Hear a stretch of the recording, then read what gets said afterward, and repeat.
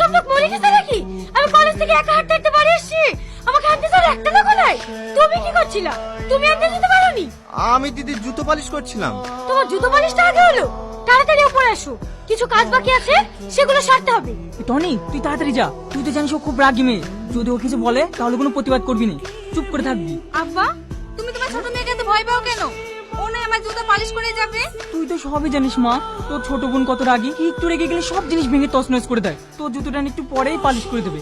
Tony তুই যা যা। বলো ম্যাম সাহেব, কি করতে হবে?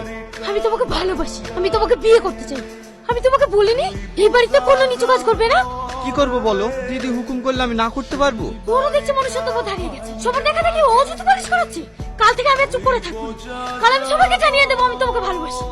তাহলে আর তোমাকে দিয়ে কেউ নিচু কাজ করানোর সাহস হবে না। না না, তোমার কাছে হাত জোড় করে বলছি, দয়া করে তুমি এসব কথাগুলি বলো না।